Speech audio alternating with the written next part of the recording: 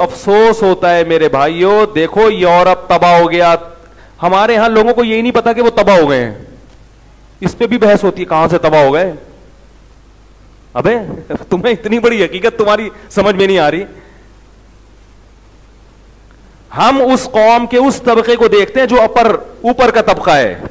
सदर को देखेंगे कैसे सबसे मुलाकात कर रहा है और पूरी दुनिया की पॉलिसियां बना रहा है। ओ भाई, कौम के आम तबके को देखो, आवाम को, और कमजोर को देखो। कमजोर तबका ज्यादा है और वो पिस रहा है जुल्म की चक्की में। उनकी जिंदगियों में सुकून नहीं है। अगर सुकून होता तो समंदर के किनारे नंगे पड़े हुए होते सारा सारा दिन।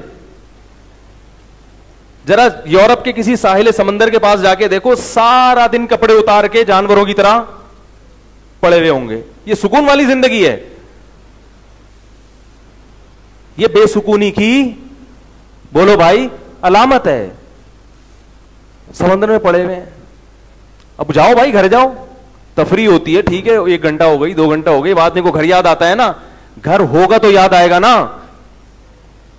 देखो, जितने परिंदे हैं वो घोंसलों में रहते हैं, शाम को कहां आते हैं? बोलो ना भाई, घर आते हैं। ये परिंदों की फितरत है। शेर कहां जाएगा? अपनी कछार में। इंसान भी शाम को कहां जाता है? बोलो भाई, अपने घर में। और घर का मतलब होटल नहीं। घर दीवार ईंटों का नाम नहीं है। ऐसे तो दीवार ईंटें तो होटलों में भी होती हैं, अटैच बाथरूम होगा, डबल बेड होगा, इसको घर नहीं कहते। यही वजह है कि जो लोग बैरून मुल्क जाके होटलों में रहते हैं उनको भी घर याद आता है। घर का मतलब जहां बीवी भी हो और जहां बच्चे भी हो, जहां आपकी फैमिली हो। गोरों के घर नहीं होते। तो खुदा की कसम, कितना डिप्रेशन, थोड़े दिन तसव्वुर करो, डिप्रेशन से मर जाएगा आदमी। तो जिनके पास घर ही नहीं है वो कहां से सुकून में हो सकते हैं? क्या करना है ऐसी तरक्की के पास? 100 मरतबा लानत ऐसी तरक्की पर जो आपका सुकून आपसे छीन ले। सबसे ज्यादा ड्रग्स और नशा कहां लिया जाता है? इन्हीं मुल्कों में। अगर सुकून होता तो इनको सुकून के लिए नशे की जरूरत थी? मेरे भाई, मेरी जिंदगी को कोई गोरा अगर देख ले तो बोले ये तो बहुत ही टेंशन में है। क्या ख्याल है? मैं मुशाहिदात पर मबनी दलाइल दे रहा हूं आपको, मुशाहिदे पर। मैं आपको यूट्यूब या गूगल की सर्चिंग नहीं बता रहा। मुशाहिदे से बढ़कर कोई दलील नहीं होती। गोरा मेरी लाइफ स्टाइल को पसंद नहीं करेगा कभी भी, क्योंकि हमने कम उम्री में निकाह किया, फिर करते चले गए। टेंशन है ना? सारी दुनिया मुझे मना कर रही थी, ये फजूल काम कर रहे हो तुम, टेंशन है, टेंशन। लोग एक नहीं कर रहे, तुम पागल, पहली कर रहे हो, फिर दूसरी कर रहे हो, फिर तीसरी कर रहे हो, दिमाग खराब हो गया है। हमने कहा जाओ, ऐसी की तैसी, मैं मुसलमान हूं, मुझे अल्लाह उसके रसूल ने जो कहा मैं उसको मानूंगा। मैं एक तरफ हूं ना इधर। दरमियान का आदमी कहीं भी अच्छा, या तो मर्द बनो या औरत बनो, बीच का बेचारे कहीं का नहीं हो रहता वो। मैंने कहा हमें अल्लाह उसके रसूल कह रहे हैं, भाई कुरान कह रहा है जाअल लकुम मिन खलक़ लकुम मिन अज़वाजिकुम, अल्लाह ने तुम्हारे लिए औरतों को पैदा किया। तो हमारे लिए पैदा किया, दूर रहने के लिए थोड़ी पैदा किया अल्लाह ने इनको। दूर रहने के लिए थोड़ी, तो पैदा ही हमारे लिए हुई है भाई। तुम्हारे लिए नहीं होगी तो तुम नहीं करो, तुम 40 साल में करना। भाई एक मेहमान आपके लिए लाके कोई डिश रखता है कि खाओ, आप क्या मैं नहीं खाऊंगा, वो कहेगा मैंने आपके लिए बिरयानी बनाई है यार, और अब आप कह रहे हो कि मैंने नहीं खानी, या मैं 6 घंटे बाद खाऊंगा। तो भाई ये तो ज़ाया हो जाएगी। तो ये औरतें अल्लाह ने किसके लिए पैदा की हैं? मर्दों के लिए। मर्द कह रहे मैं नहीं करूंगा, तो ये तो ज़ाया हो जाएंगी, और हो रही हैं, बूढ़ी हो रही हैं, और जिंदगी अजाब में आ रही है, नफ्सियाती मरीजा बन रही हैं। करो, निपटाओ सबको जल्दी जल्दी। तो हमने काम करेगा। ऐसी ऐसी बहसें हुई लोगों से। मैंने कहा जाओ, हम यूरोपीय कल्चर को, हम अंग्रेज की घड़ी इस्तेमाल करेगा। दुनियावी चीज में अल्लाह ने उसको महारत दी है, क्योंकि उन्होंने इस पर रिसर्च की है। जो हिदायत का रास्ता है वो उनके पास है ही नहीं, वो पैगंबरों के पास है। पैगंबर साइंस और टेक्नोलॉजी की तालीम लेके नहीं आते, क्योंकि पैगंबरों को पता होता है, अल्लाह को भी पता है, ये इंसान खुद ही तरक्की कर लेगा इसमें। पैगंबर वो चीज लेकर आते हैं जहां इंसान खुद नहीं पहुंच सकता। हिदायत का रास्ता इंसान खुद हासिल नहीं कर सकता, वो अल्लाह ने किसके पास रखा है? पैगंबरों के। तो हमें लोगों ने मना किया, हमने कहा जाओ, हम नहीं मानेगा। फन की हो माता बलकुम, अल्लाह कह रहा है जो पसंद आए कर लो। करी और फंसे, फंसे भी क्योंकि जाहिर है टेंशन तो है। लेकिन एक अजीब बात है, नेचुरल लाइफ की टेंशन में और फितरत से हटके जो टेंशन हासिल होती है, उन दोनों में फर्क है। नेचुरल लाइफ पे जो आपको टेंशन आएगी वो बर्दाश्त हो जाती है। फिर लोगों ने कहा बच्चे नहीं पैदा करो, 2 बच्चे ही अच्छे। अल्लाह के फजल से अभी मैंने अल्हम्दुलिल्लाह बेफाम में 12 को इंदराज करवाया है। अल्लाह के फजल से, अल्लाह नजर बस से बचाए। लोगों ने कहा ये हमें तो कुछ टेंशन नहीं।